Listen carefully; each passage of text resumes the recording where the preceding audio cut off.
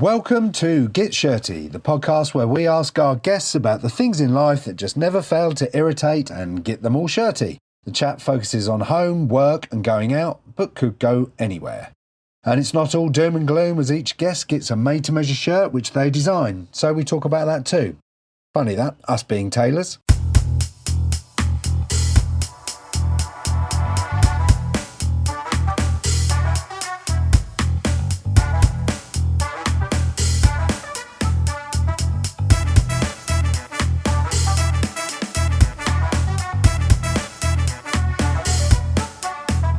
Our guest this episode is actor and writer David Barry.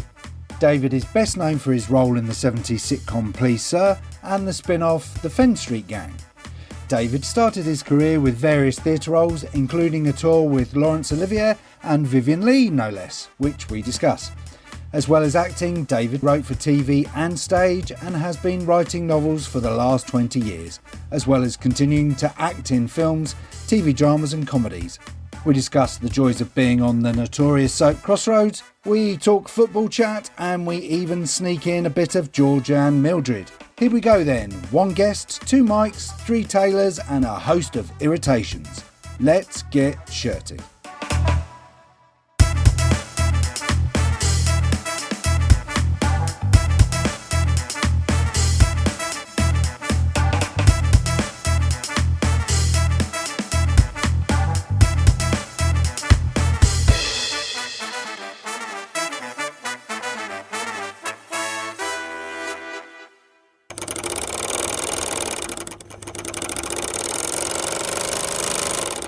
Do you listen to many podcasts? Or? Yes, I do actually. I listen to a lot of crime ones, BBC Sounds and that sort of thing. Right, yeah, of course. And there was a very good one with Toby Jones. It was called the Streatham, I think it was Streatham Poltergeist, or Battersea Poltergeist.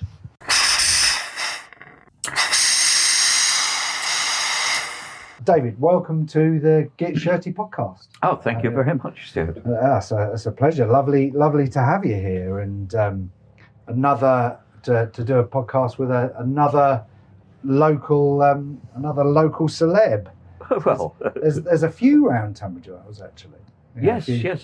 Little some musicians and actors, and that's right. And I only discovered who's moved here. Bob Mortimer lives in Tunbridge Wells now, apparently. Yeah, I'm yet to bump into him yet. Yeah, same here. Yeah. But I believe he's quite shy when he's not performing. Yeah, I think I've read somewhere that something very similar, actually. I've met him once years and years ago, actually, a long time ago. And he was very shy then. I was working in a shop and he came in there and bought something. Didn't really want to talk or anything, and which I can't blame him, I suppose. You must get stopped quite a lot, I suppose, when you get to a certain level. But yeah, I'd heard that he moved to Tunbridge Wells. Yeah. Apparently, he used to be a fan of having an afternoon nap in his car at the car park in Knights Park at the cinema. Apparently, he said that. Really? He said that on somebody else's podcast. I'm trying to think which one it was. I'm quite the opposite. I can't stand my own company. I've got to be with other people.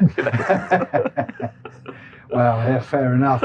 So we've gone through your shirt today, and yes. we've gone for something rather natty, I think. I think it looks very attractive. It will do, yeah. Yeah, it's it's a darker background pattern. It's a very highly patterned kind of floral pattern with a nice paisley contrast for the inside of the collar, and yes, and we're going short sleeved, ready for the summer. Yeah, It's quite a natty shirt you got on there now. Yes, yeah. This is from Off the Peg next. Yeah, so do you know they were almost my exact words. Yeah, I know it is very nice. It's nice. It's like it's got that nice contrast and a nice pattern to it. Yeah. Very nice. Match nicely with jacket and jeans. Very very modern, you know. Yes. I like it. The idea behind the podcast, as we talked about, is chat a little bit about the shirt. We'll tick that. That's the sort of least interesting bit, I suppose, probably of the chat.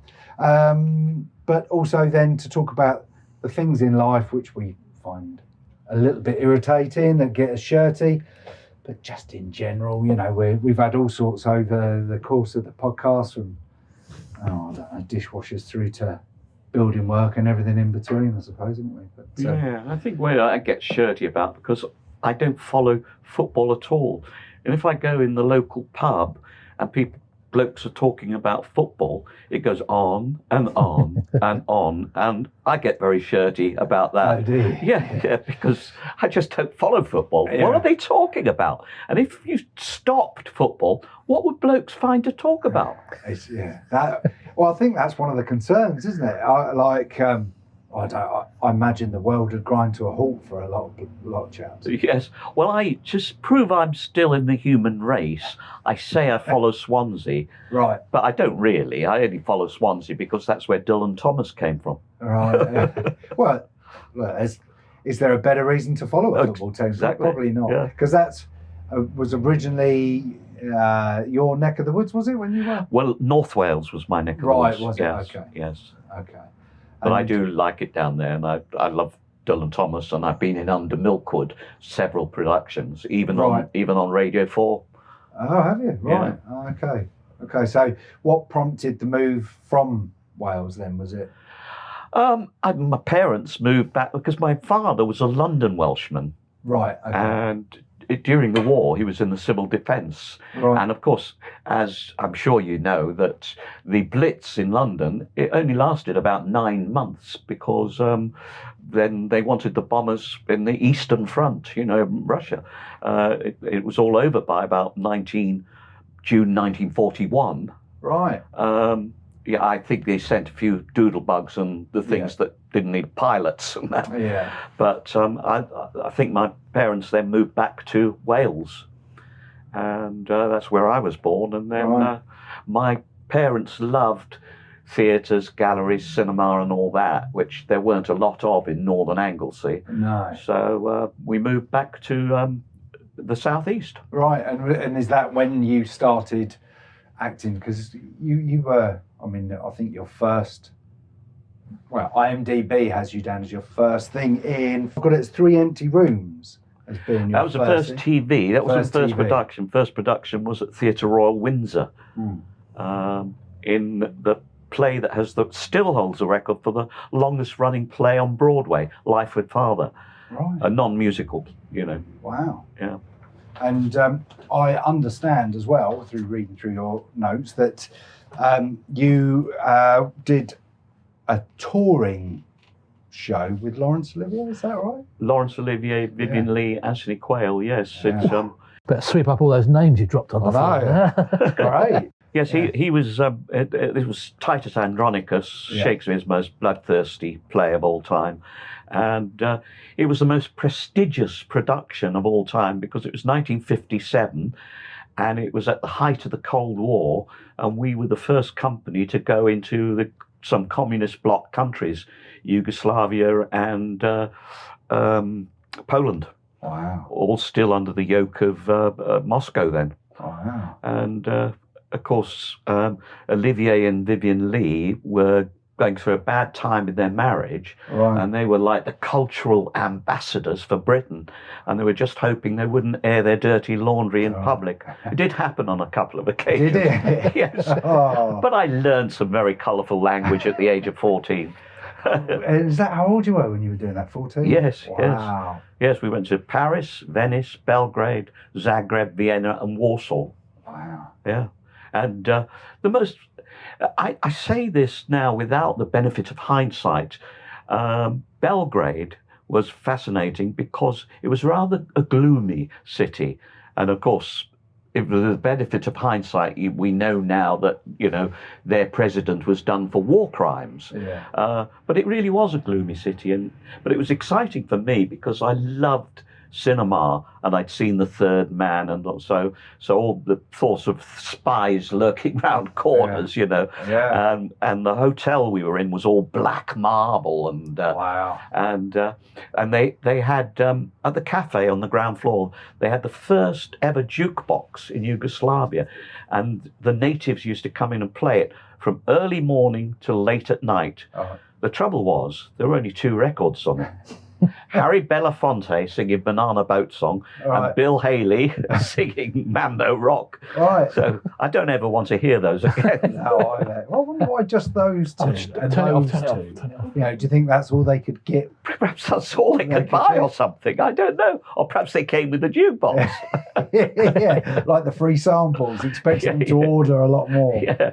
Oh, great. Wow, what an amazing thing to have done then. Yes, and then we did a 6-week engagement in London at the Stoll Theatre in Kingsway, and during that time, Vivien Leigh went to the House of Lords. She was invited for a debate about money to the arts, and she sat next to Black Rod on the visitors' seat, and they started to talk about tearing down the St James's Theatre to build an office block. Right. And it was very dear to her heart because she and Laurence Olivier had run the theatre, and she'd had her most famous role, Cleopatra, there, which Churchill came to see. And she said, she stood up and did something you don't do in the House of Lords. She said, "I object, my lord, you cannot." So Black Rod threw her out. But she made so much, it was in all the newspapers, you know, and she organised a march then. Every theatre company marched to try and save St James's Theatre. Incredible. Yeah. Incredible. And easy to work with? Were they sort of generous people to work with? Oh, yes, yes. Wasn't like a, you know, 'cause you must have sort of been in awe of them, especially at age 14, or because you were 14, did it just wash over you and you didn't really? No, I used to watch them. I learnt such a lot, you know, at that age, watching. Yeah. You know, I used to watch In the Wings, and one day we were listening to the show Relay, and Olivier, although he was speaking in perfect verse, it didn't make any sense. So I dashed down into the wings, and he came off stage crying with laughter, saying, "I was talking absolute bollocks." Oh, brilliant. He was just making it up as he went along. Yes. Yeah, just to get through it. Yes. But she was wonderful. She used to spoil me, but wherever we were, if there was a kiosk selling confectionery, she would just go and buy me something, you know, chocolates or sweets. Oh, perfect. Tarquin Olivier, if you had a name like that, Tarquin Olivier, he wrote about his father, and he only wrote about a page and a half about that tour. Alexander Walker wrote a biography of Vivien Leigh, and he had half a page about that tour. Right. Olivier wrote 1 paragraph about it. And so when lockdown happened, I wrote about the tour. I wrote Laurence Olivier and Vivien Leigh, The Final Curtain. So I wrote about it in detail. Right. Oh, because amazing. it's never been written before. Yeah. Yeah.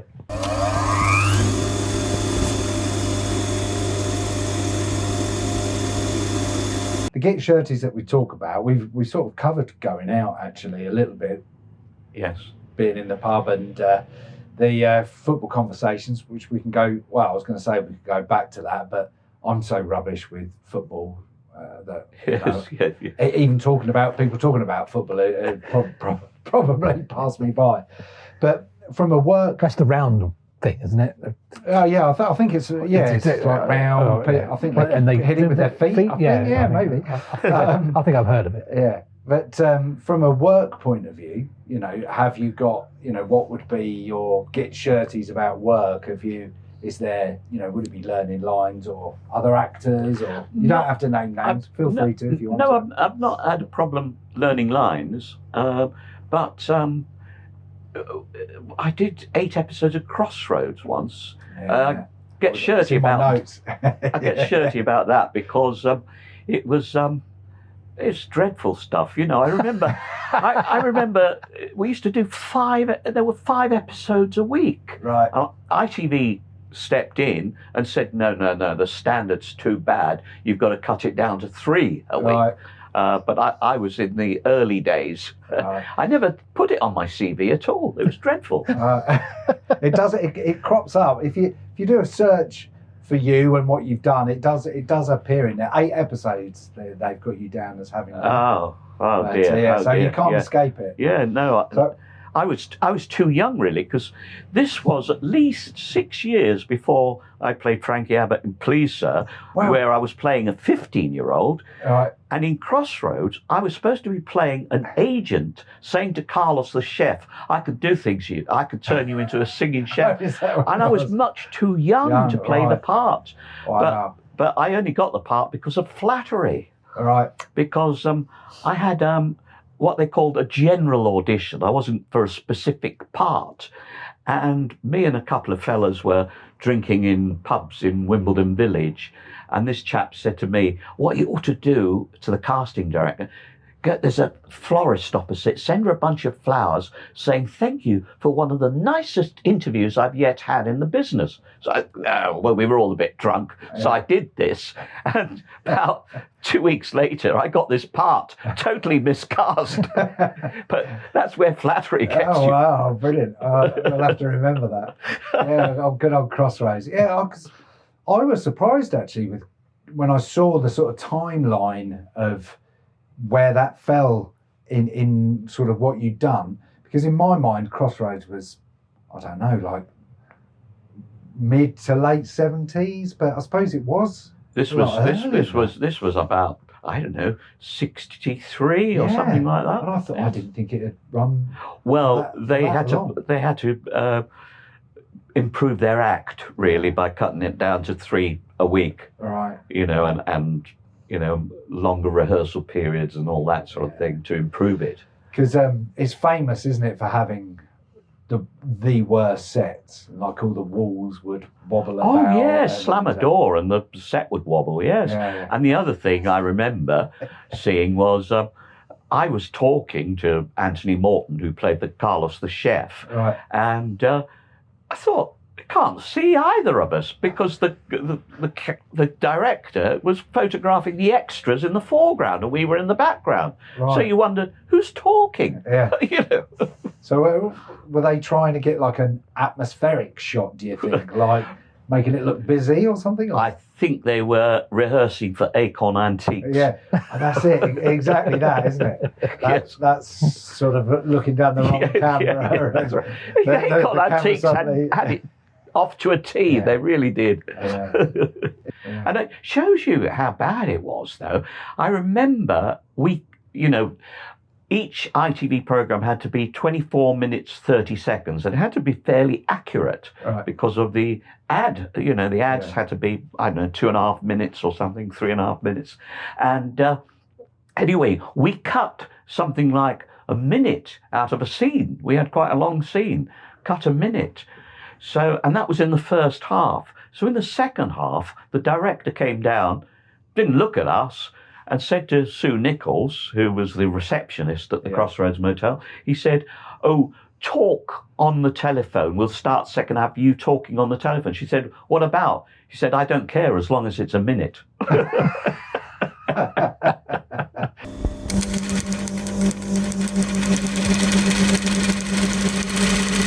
I did some live television and that was terrifying. Right. And what was that on? The live television? Live television I did, I played Ginger in Just William, first ITV production, and they went out live. Oh.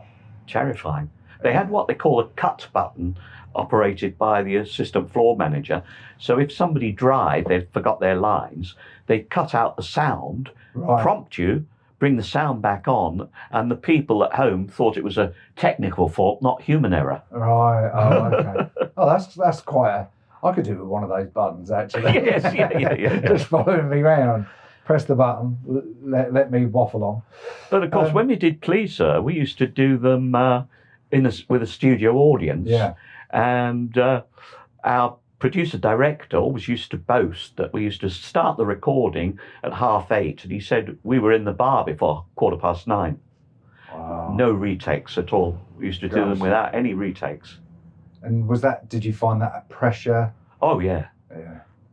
Yeah, because I think editing them took a lot of time and money to edit. It wasn't digital then, Sure. It was, so the producer would go mad if he had to edit, go berserk.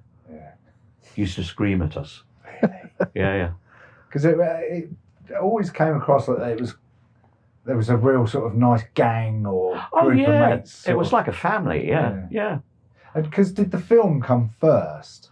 No, we did something like 3 series of Please Sir television series, and then we were getting a bit long in the tooth for the 3rd series, and we were introduced to careers inspectors and that sort of thing. Right. That's how the storylines went, and then they made the film, but they made the film out of sequence. So. Right.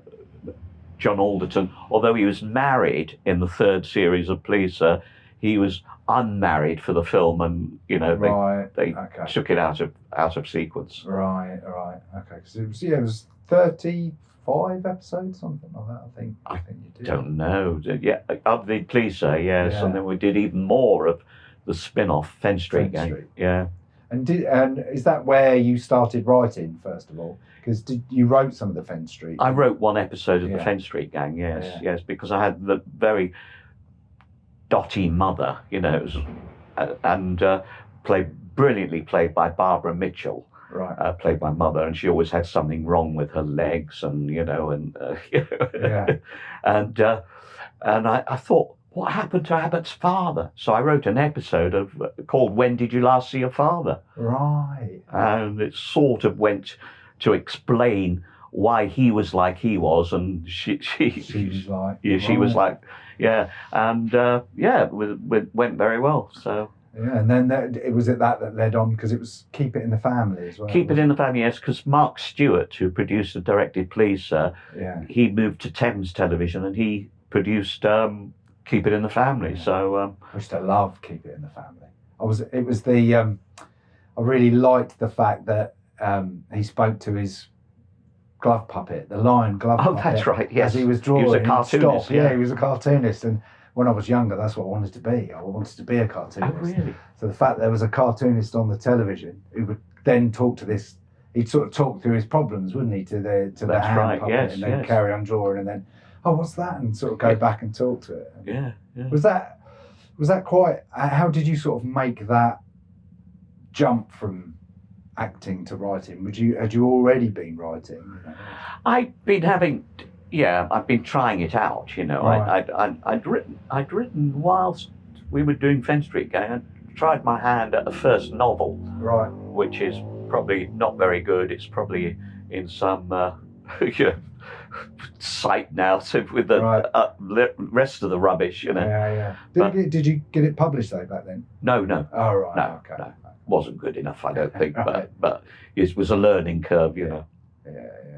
So wrote for Fen Street and then Keep It in the Family, yes, and I did other little bits and pieces as well. Like I wrote a morning story for BBC Radio. They used to do a 15-minute story in the morning, and I wrote that. And they said, "Oh, we don't know if somebody could read that. It's a bit difficult, going from a Cockney voice to an American."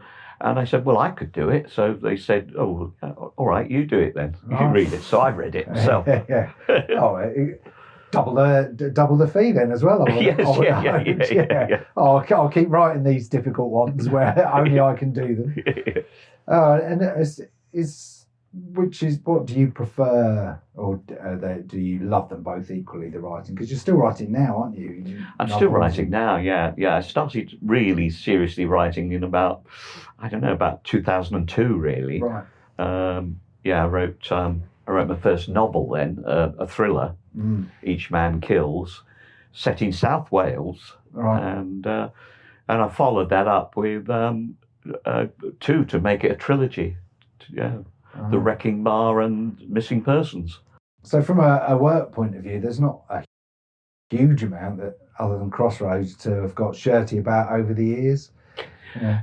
No, I have obviously worked with some actors that I very got shirty with. And I also got very shirty down in South Wales. I was doing Panto down in Porthcawl. And myself and this other actor, John Judd, was married to Helen Shapiro. Right. And I used to do a radio show, and she came on my radio show. Wow. Yeah, she was very good. And So I interviewed her husband, John Judd, and I worked with him in this panto. Right. And he was in a television series called The Fuzz at the time, playing one of the main parts. Yeah. And we were in this Aladdin. He was playing Dame and I was Wishy Washy. And we were doing a matinee once, and then the company manager came around and he said, "Have you read the Western Mail?" No. He showed us the Western Mail and said, "TV stars in sex joke panto." Well, we were disgusted. So we came into the manager's office, and the reporter who'd reported this was there. So was the counsellor. And if you went on to read the article, a counsellor said, "Oh, I came to see the panto. There was nothing untoward about it. We came to a performance for disadvantaged children, and it was clean." And I was so angry about this, because we'd said that it's going to be a clean panto, and it was. So anyway, I lost my temper. And I said to this reporter, we all had a cup of coffee, we were given coffee, and I wondered why he was there. And I said, I've worked in Cardiff, I've worked in Swansea, and now I've come to Piddling Porthcawl to have the boot put in. And he started to write it down. Oh. And I thought, I know why he's here now, it's to get another story. Yeah. So I said, I can't lose anything now. So I said, if you want something to report this. And I threw the hot cup of coffee over him. And he was drenched. He stood up. He said, "I don't think I can stay here much longer." And this counsellor said, "I don't blame you, Glyn." And he stormed out.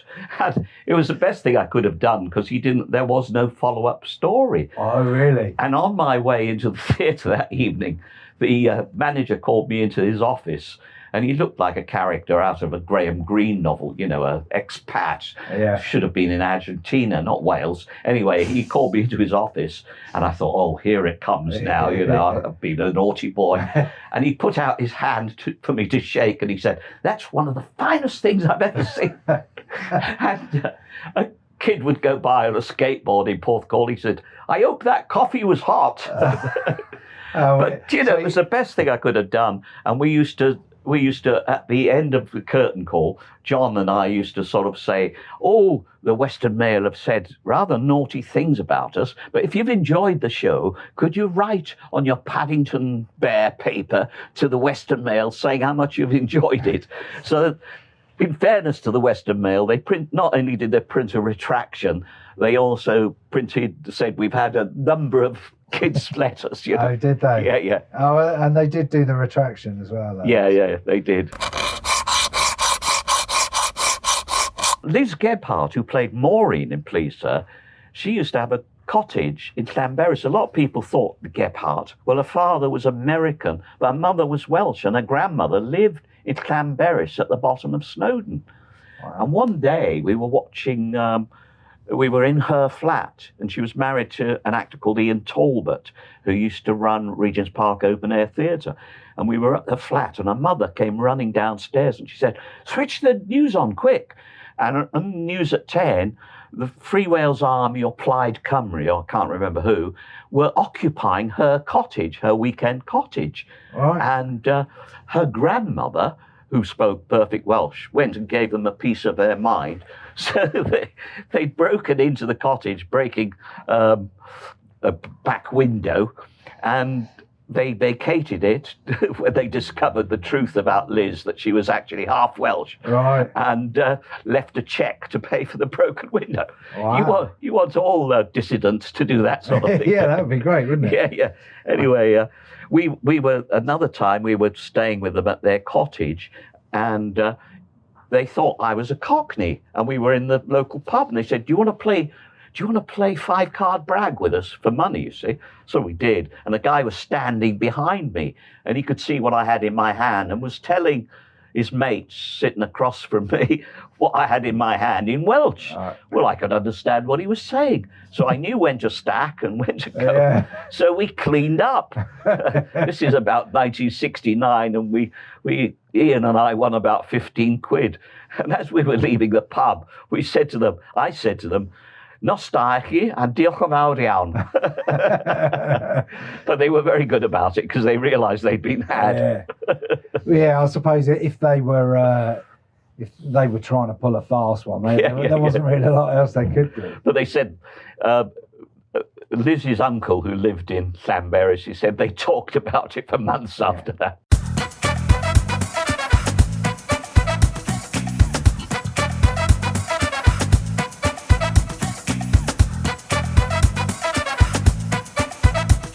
We have exciting news. The Get Shirty podcast is going live. Yes, you will be able to see the podcast being recorded live for the very first time, and it's all part of this year's Tunbridge Wells Fringe Festival. It's going to be on July the 4th at the Old Auction House just off the Pantiles in Tunbridge Wells. It is a ticketed event, just £3 per ticket, but numbers are limited, so booking sooner rather than later is advised. And you can do that by going to twfringe.com and just search for Get Shirty. We'll be announcing our guests soon on one of our social media platforms, or all of them probably, not just one of them. And we obviously can't wait to see you all there at the Tunbridge Wells Fringe Festival. So, July 4th, the Old Auction House, Tunbridge Wells Fringe. Don't forget to book soon, otherwise you will miss out and you'll have to get all shirty.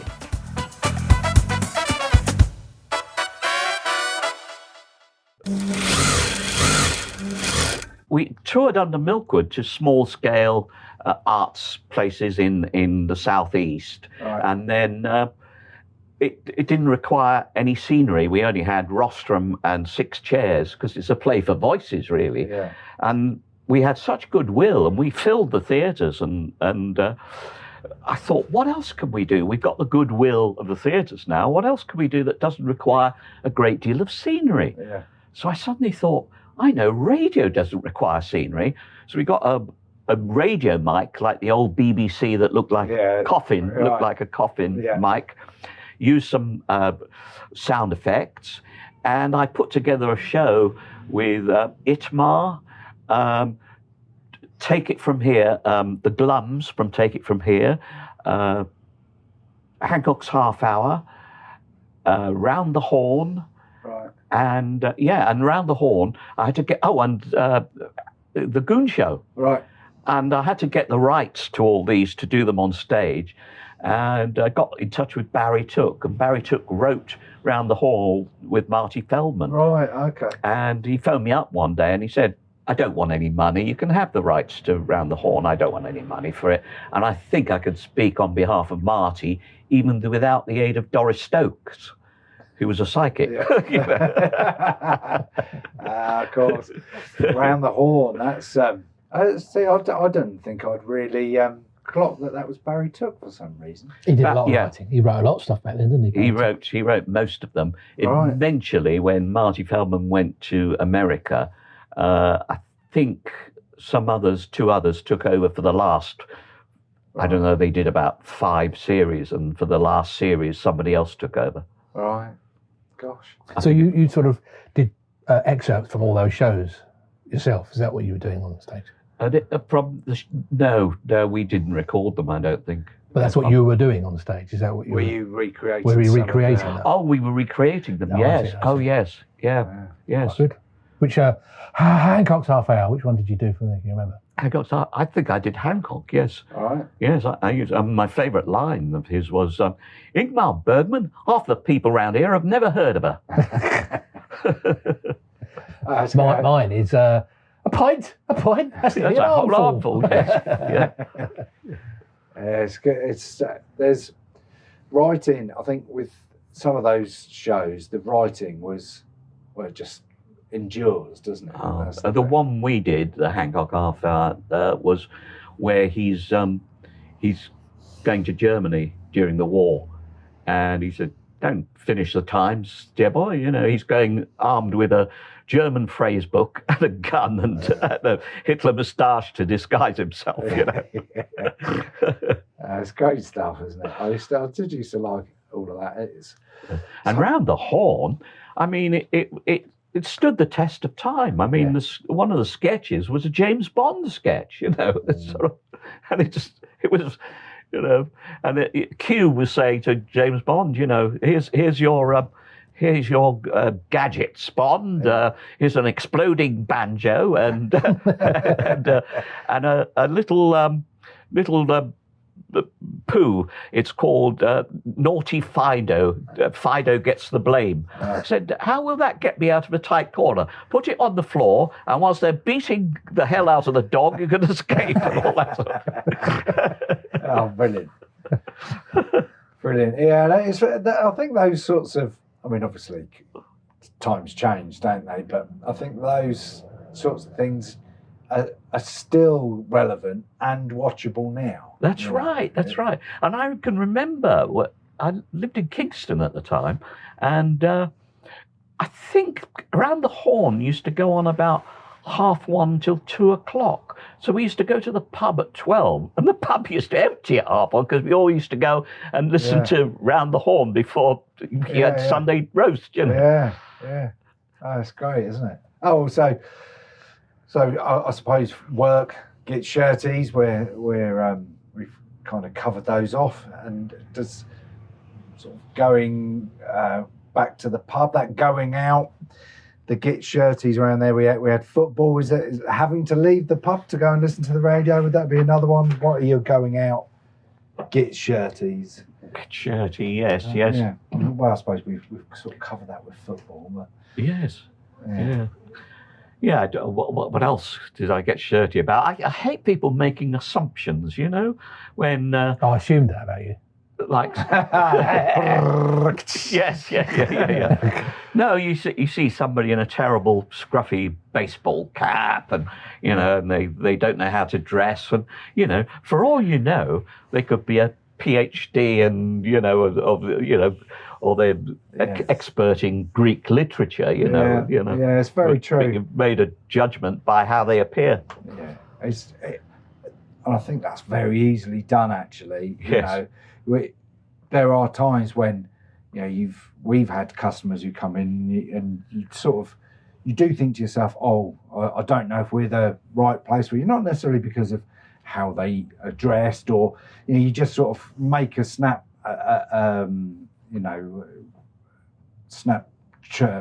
decision. I was going to say choice. What's the word I'm looking for? Judgment, opinion. Thanks, Stu. I'd forgotten how to talk momentarily there.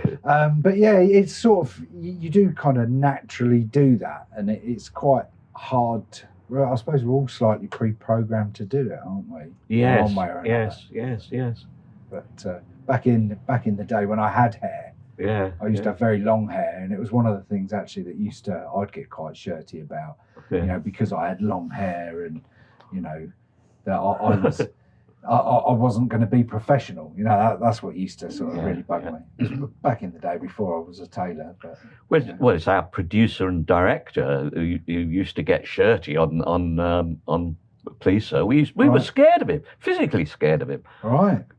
He was about 50 years old, but he was an expert trampolinist and used to play squash regularly. Right. So when he shouted at you, you used to think, oh, God, you know, I'm scared. Yeah. And in the studio one day, he was doing his pieces, and a vision mixer threw us an aside, and he said, I missed his last Western.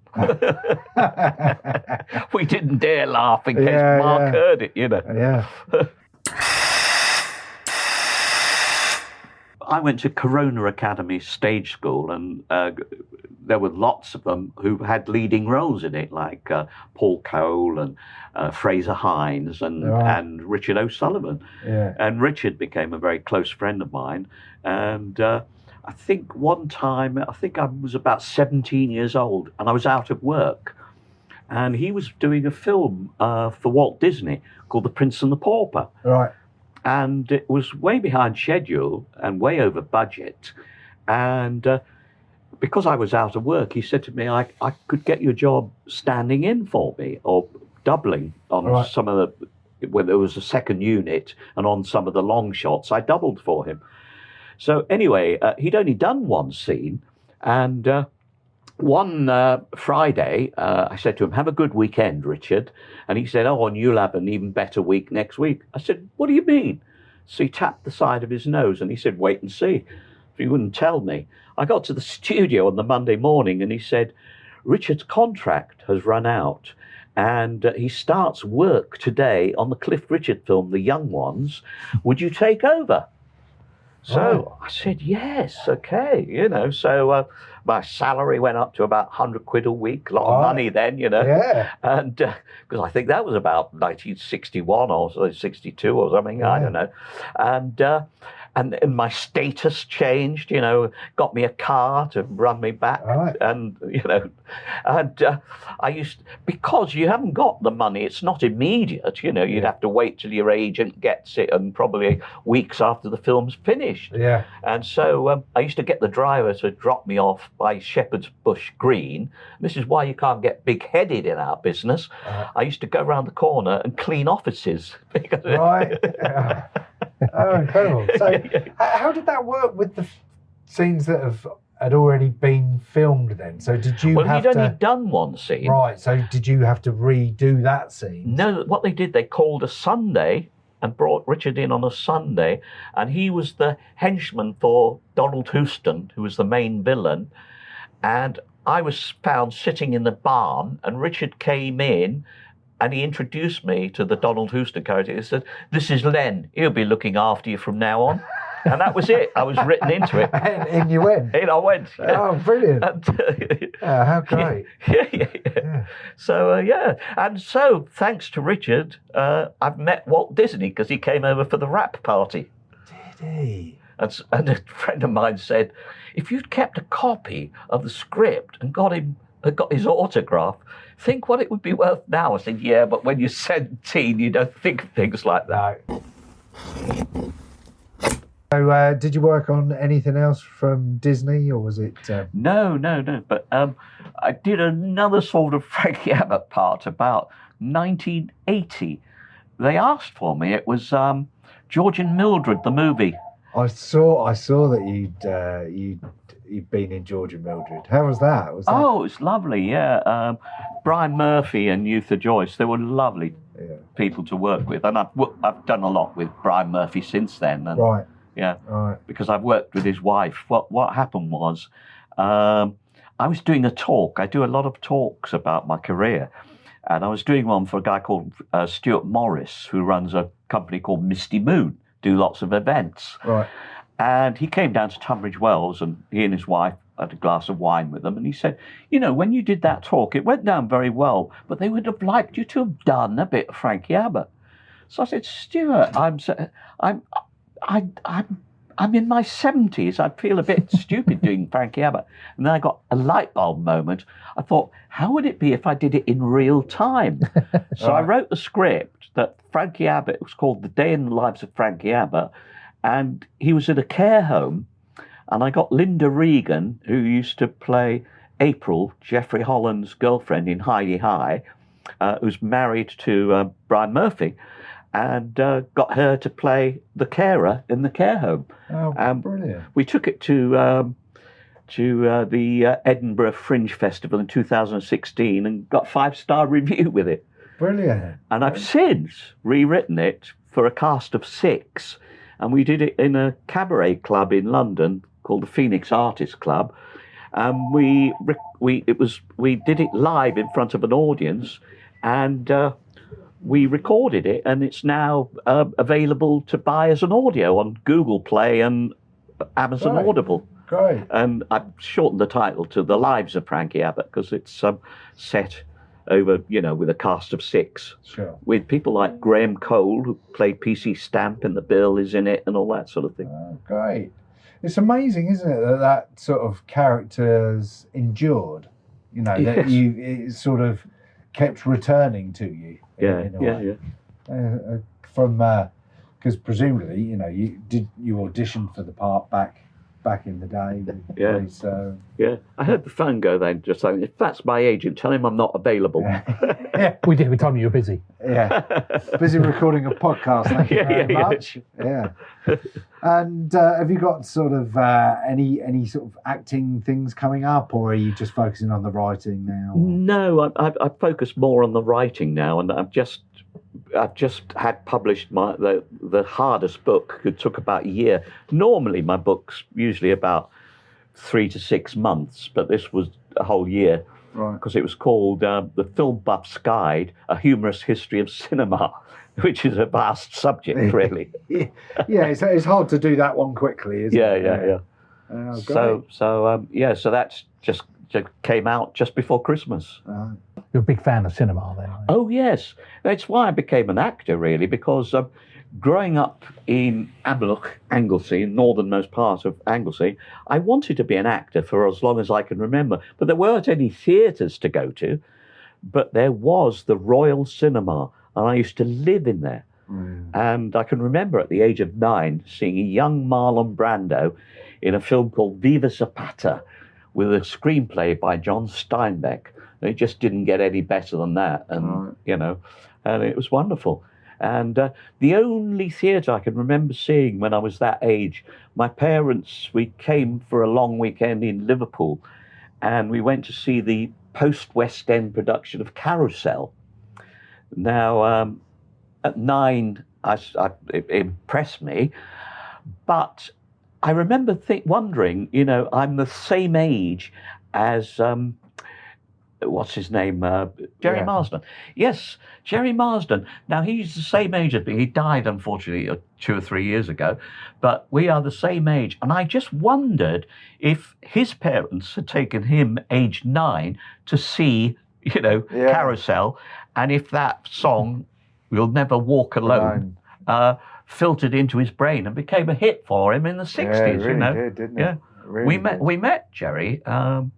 We were doing The Lads from Fen Street in Hull, and he was appearing at Caesar's Palace or somewhere, and we went to promote our show just before he did his cabaret, and he heard we were in, and he got a bottle of scotch in his dressing room and said, have a drink with me. And he came to see our show, brought his family to see it, and then invited us back on the Saturday and got us another bottle of scotch. And a really nice guy, Yeah, fantastic. Yeah.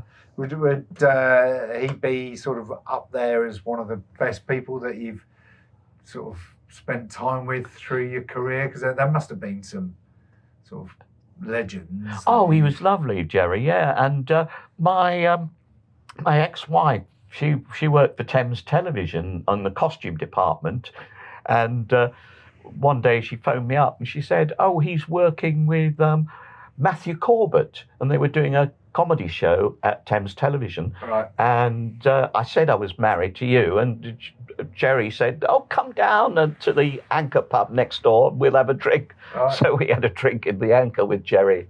Oh, brilliant. Yeah. Brilliant. And anybody else who really sort of stands out as, it was great to meet that person? You got off to a really good start with Laurence Olivier, really, didn't you, at age 14? That's right. And at when we were at doing Please Sir, we used to meet lots of famous people in the bar. Right. And Mark Stewart also used to direct the Tommy Cooper show. And he brought Tommy Cooper, who was in the bar one day. He said, "I'll bring him over to meet you." And he said, "I'd like to buy all you Please Sir people a drink." And he brought out this enormous handkerchief which had a dozen knots around it. He said, "My money's on the inside." And he'd struggled to open it, by which time somebody bought him 3 drinks. And Mark told us afterwards, he said, he's very careful with his money. Right. And a car would pick him up to bring him to the studio, and he'd say to the driver, "Have a drink on me," and put something in the driver's top pocket, which turned out to be a tea bag. Oh, genius. But yeah, how great. And what was he a sort of larger than life person to meet in the He was. And he was funny to look at. He was like an overgrown parrot, Yeah. It was sort of had the bottom teeth were sort of always out, weren't they? Yeah. Kind of... But they were halcyon days, and it was great hearing the stories from some of the older actors, the people who played the staff, and Derek Guyler. Derek told us that 1953, he'd done a voiceover for the Mousetrap. There was a radio broadcast on stage for which they paid him 3 or 6pence a week. Right. So, 40 sixpences to the pound. So they were paying him £1 6 a year for the voiceover. So anyway, when just before lockdown, I got in touch with them when I started writing the book about Please Sir. I wrote a book, Please Sir, The Official History. And I got in touch with the Mousetrap people. I said, do you still use Derek Giler's voiceover? So they said, yeah, we still use his voiceover. So he's the longest running member of the Mousetrap. He's been in it for 70 years. Wow, that's great. Yeah. Fantastic. So I'm waiting for it to come up in a pub quiz. I know the answer to that. Yeah, I imagine you're very good in a pub quiz, actually. Well, I don't know. I don't know if sport comes up. Well, we had not one. Football. Obviously, we know. Yeah. You got to hold your hands up. Going, no, football's not for me. But... Yes. So and the other thing that Derek Giler told us, he said one of his fondest memories. He was in the West End on the 7th of May, 1945, in a play. And of course, the VE night celebrations, the official night, were on May the 8th. But they heard that Germany had surrendered, and he came forward at the curtain call to announce that Germany surrendered and it's peace in Europe. And he said everybody was cheering and he had tears in his eyes and all that sort of thing. He said it was a very fond memory, you know. Oh, and he was don't great. Forget that sort of thing, do you? No. Didn't he play the washboard, Derek Giler? Yes. Yeah. Yes, in fact, we did the 5C, us cast of 5C, got us to do a charity event. And we went round afterwards to his house and he played us some jazz records and played us the washboard, you know. Yeah. No, he was great fun. And Spinballs, wasn't it? Washboard. Yeah. And the only time we had a retake was when Derek corpsed on Please Sir. And he couldn't be blamed because he was talking to this woman. I think she played the dinner lady, and she had false teeth. All right. And she ejaculated her false teeth. And he was finished then. He couldn't stop laughing. I'd still be laughing now, I think, if I'd seen that. But that was the only time. And there was one time that Peter Cleall played Eric Duffy, Malcolm McPhee played Peter Craven. And Peter had to say to Malcolm, "You want to watch yourself, Peter?" To which Malcolm replied, "Go on, hit me then, Peter." Everyone was called Peter. But Mark Stewart still didn't do a retake. He just left it in. He probably thought, well, there'll be one repeat and then it'll all be forgotten about. Little realising that in the future there would be DVDs, videos first in the 70s and then DVDs. Yeah. And I've had people contacting me saying, "I've got the box set. Was that meant to happen? There were two Peters in it." I said, no. Mark refused to do a retake. Because he didn't want to edit it. He didn't want to edit it, yeah. Right, now I'm reaching. He's reaching. I'm going to have to stand up and move. So this, I did mention it briefly earlier. So I think we've covered work, going out, home. We haven't covered home, have we, actually? No, we haven't covered home. Yeah, so before we move on to the off-the-cuff hat, I'll explain in a minute. So get shirties for home. Have you got any get shirties for home? Get shirty for home? I'm not sure. I can't think of any get shirty for home. I hate domestic stuff. That gets me shirty, doing things domestically. That's fair. I'm on my own now, so I tend to eat out a lot. I can't be bothered. You could go to the opera house and get a meal and a large glass of wine for less than a tenner. Yeah. Why would you bother? By the time you've cooked, you're using a lot of energy. Washed up, put the dishwasher on. Yeah, I'm with you 100%. Yes. If I could do that every day, or nearly every day, I think I would. Yes. But that's fair actually. So that's how to get round to get shirty. So yeah, just generally doing housework. You're not a housework sort of person. I'm not. No, I think only dull people do housework. Do you know? I'm going to go home and say that's going to be my thing. I'm far too interesting to be doing housework. Actually, I'm not dull enough. Yeah, no, that's fair. It's and also what gets me shirty when I'm at home, right? Yeah. And I don't know why I do it, but it's almost therapeutic, right? I watch Question Time, Right. And my language, it's terrible. I can't do it now, but it's... Well, you're more than welcome. But it's therapeutic. I see some of the politicians and what I call them. God. Yeah. But it gets it off my chest. Yeah. Well, But to myself, that nobody can hear at home, you know. Yeah, well, I think there's something to be said for that. I think it's a question time.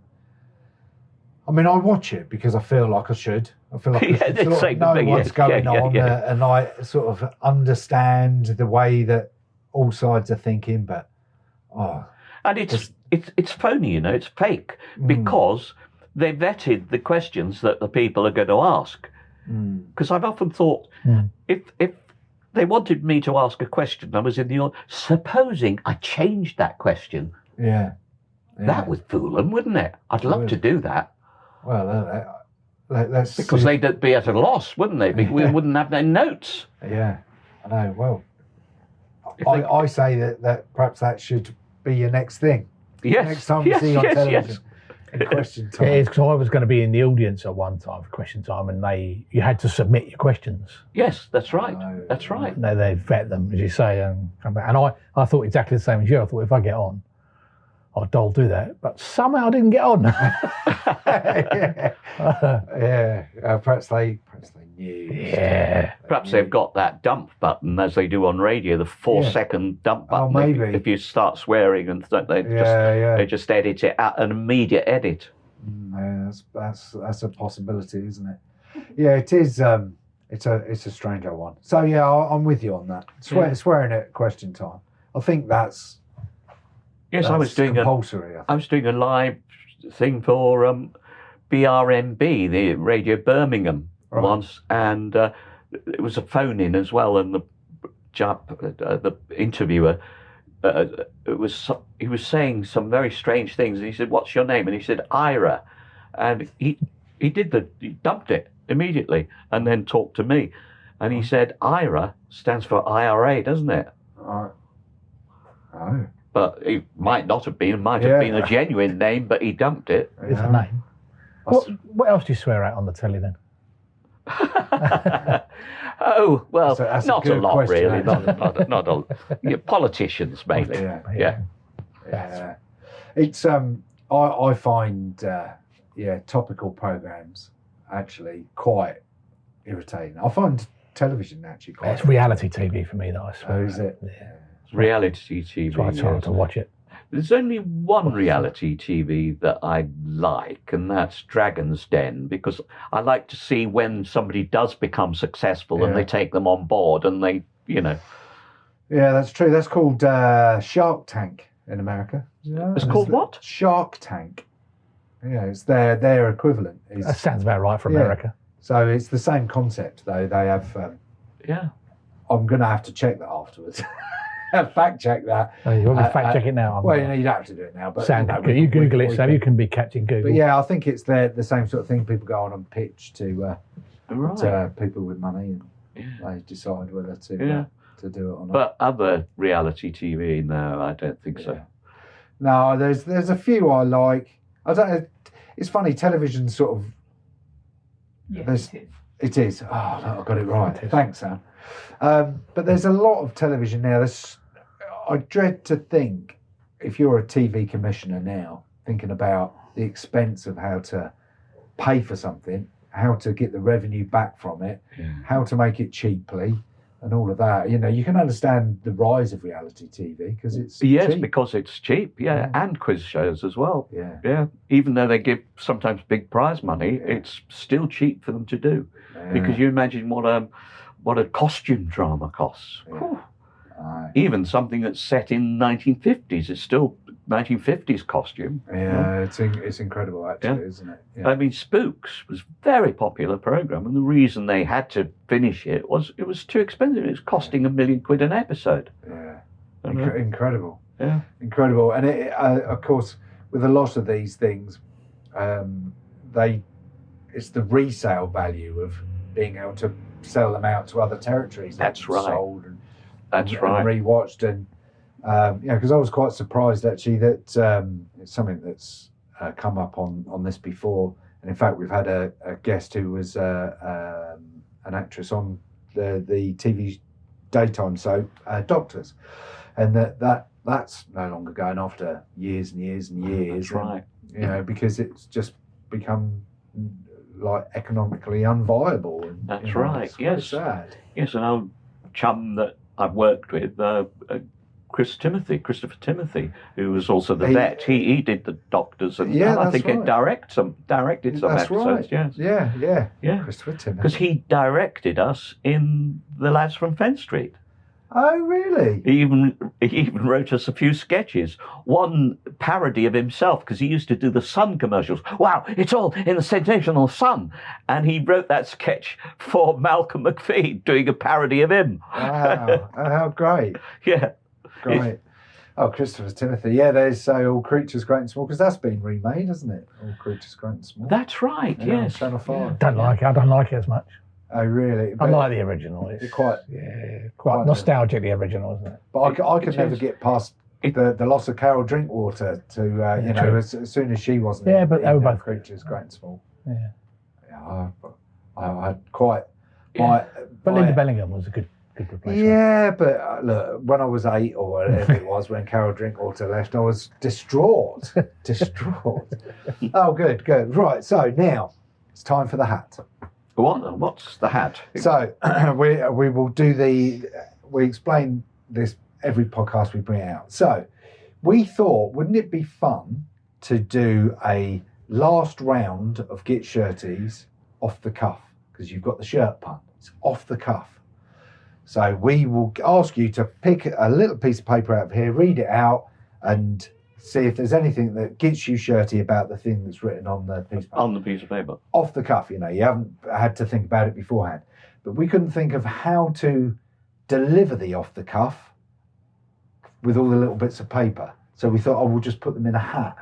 So now it's the off the cuff section taken from a hat, which means it no longer makes sense. It's off the cuff out of the hat. Off the cuff out of the hat. But that doesn't really make sense, does it? It sort of loses the shirt pun. But someone said we could pin them to a cuff of a shirt, but well, that doesn't. So we're sticking with a hat, aren't we? So in here are lots of little things that for you to pick one, and then see if there's something about that subject that would get you shirty. It's quite small on there. Let me know if you. Supernatural. Supernatural. Is there anything about the supernatural? I can't even remember whether any of these that I wrote. So what would get you shirty about the supernatural? Is there anything? Yeah. Oh, good. Yeah, absolutely. That was decisive, wasn't it? Absolutely. Yeah. People who actually believe in poltergeists and psychic phenomena and all that, where it's just magicians, really, misdirection, whatever you like to call it. And it's only gullible people who see ghosts and things like that, isn't it? It does seem to be that way. Yeah. I mean... So you've never seen a ghost? Intellectuals never see ghosts, do they? Well, not that... I mean, when was the last time you heard of an intellectual seeing a ghost or a haunted house? Or... Probably Arthur C. Clarke was probably the last one. he used to like quite a lot of that, didn't he? Arthur C. Clarke. Yeah. Are we meant to mention Arthur C. Clarke anymore? Was it? He wasn't the one that got in trouble, was he? Yeah. I don't think so. We'll gloss over. But having said that, I quite like supernatural films because I accept it for what it is, fiction. Yeah. You know, a bit like the Bible. Look, now we're going. This is going to be a good off the cuff. No, I agree. Look. See, there are plenty of intellectuals though who do believe in that, aren't there? Oh yes, in the Bible particularly. I mean, that's plenty of people say they're intellectual. Yeah, it's a tricky one, isn't it? Religion, it is a tricky one. But yeah, you know, I'm with you on that. Well, yes, but if you think about it, when it all began, there was the first revolution of humankind was a cognitive revolution. People started to think, and what did they do when they started to think? They thought, we've got to explain the thunder. Oh, somebody in a chariot, a god in a chariot, you know, Zeus, you know. And so that's how it came about, religion. And then, when we built our first cities, how do we control people? religion. That's how we control them. That's what's happening in the Middle East at the moment. Yeah. Oh, sorry, we shouldn't go there. Should we? Well, now there is a can of worms to talk about. But no, I think you're right that. Not just the Middle East, over here as well. Yeah. Oh, yes.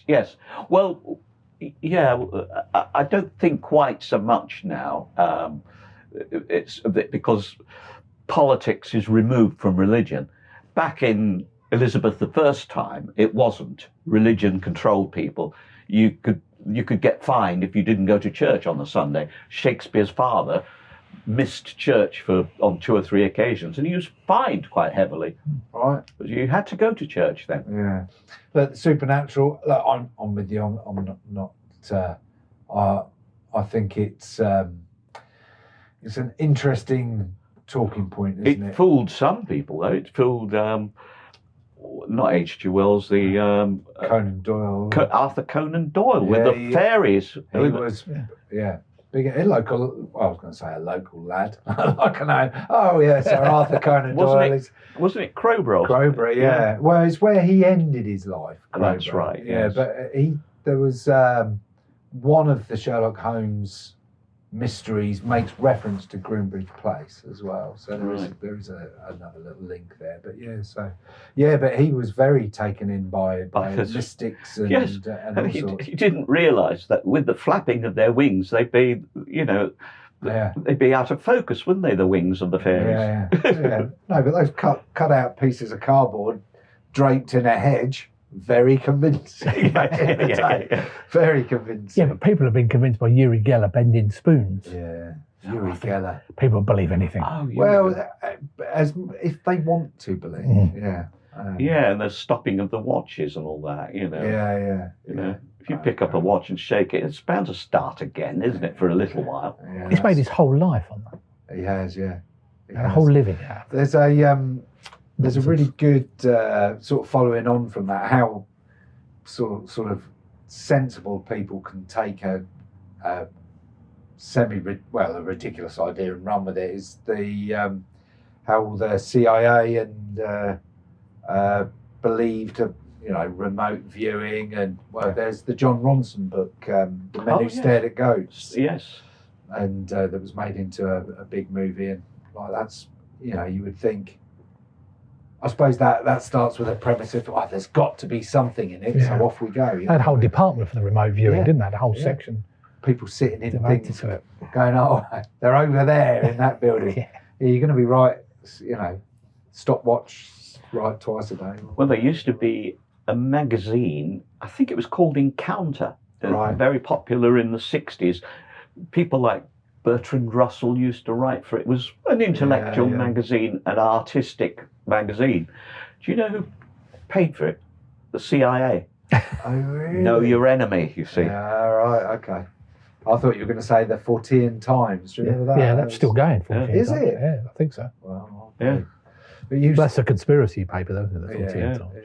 No, what the CIA were doing was reading all the articles, the left-wing articles, getting to know them, Yeah. So, incredible, isn't it? You did say a phrase in that when you were talking earlier. I think it's perfect for a podcast, which I think you should do, the cognitive revolution. There's a podcast title, if ever I heard one. So, let me know if you want to start work on that, and we can just talk about the supernatural from a skeptic's. Well, it's funny. It's funny, something. I like the supernatural fictional stuff. I quite like that. That's good. It's good to have a scare now and again, isn't it? But of course, because you did a couple of short comedy horror movies. That's right. Yes. Yeah. Yeah. They were good fun to do, but but it's funny. I've never really got on with fantasy, like Harry Potter and Lord of the Rings, but I love the Greek myths. I love those. Yeah. But then you're primed for Percy Jackson and what are the other Percy Jackson books? I don't know. No. Oh well. Similar sort of thing, I suppose. Trying to catch the Harry Potter sort of side of things, but Percy Jackson is descended from the gods, you see. Yeah, I'm reading one at the moment called Ariadne by Jennifer Saint, which is, she's writing the story of Theseus and the Minotaur and all that sort of thing, but writing it from a more feminist point of view. What's the thing you've just started watching, Stu? Sean Bean? No. Written by... I'm so sorry. Samson. PJ Sampson. CJ? He's just died, Shardlake. hasn't he? Yeah, that's Shardlake, yes. Shardlake. The hunchback lawyer. That's it. Yeah, just watched that. It's really good. Good books, yeah. It's good. It's a good show. Yeah. Actually. Well, it's good to have a spin-off. I've got one myself, which I wrote, called Mr. Micawber Down Under. Right. It's at the end of David Copperfield. Micawber and his family go to Australia. So I wrote the novel set in Australia with the further adventures of the Micawber family. Oh, great! Yeah. Oh, I'd like to read that. I'll have to. I'll have to get myself on. Well, I was about to say get myself on Amazon and order these things up, but much better to do it through your local independent bookshop. Oh yes, yeah, it is. Yeah. Although we don't have an independent, we've got Waterstone. Waterstones, yeah. It's hardly independent though.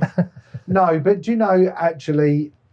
I think it went through a bit of a funny time, Waterstones. It was bought by HMV and then sold back to Waterstones. And I think it struggled for a little while. However, what they are very good at is they've got knowledgeable booksellers. Oh, yes. And they love, if they're given a section, they love it, and they really go for it. Spoken as an ex-Waterstones bookseller. But all the books that they have on the tables facing upwards, not on the shelves that they're displaying, all the publishers have to pay them for that. Yeah, they might, I've got the latest book out, I've had to pay Waterstones $1,000 to display it. Yeah, well... But in all their, not in one venue, but in all their places. Yeah, well, it's good old money makes the world go round. Well, yeah, it's like W.H. Smith. I know somebody who publishes a magazine. He has to pay them $24,000 a year to get his magazine into W.H. Smith's. Gosh, really? Yeah. Wow.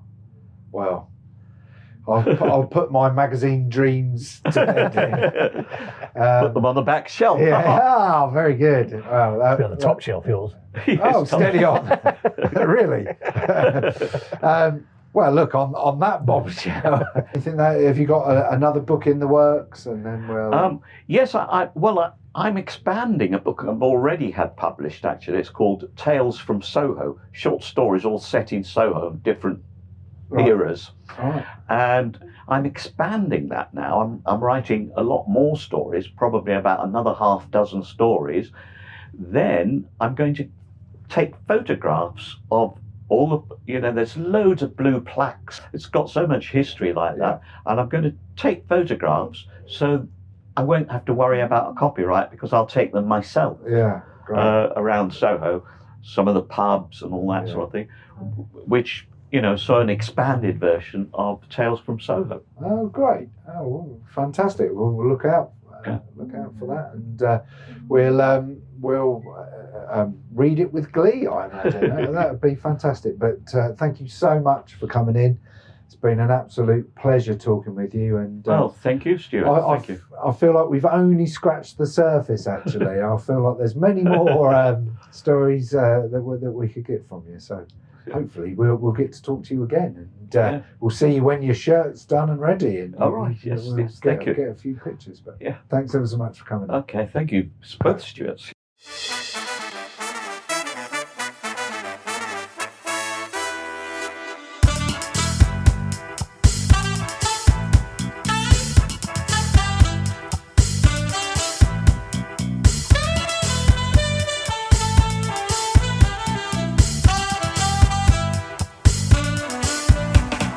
What an amazing career David has had, spanning over 70 years. That's incredible.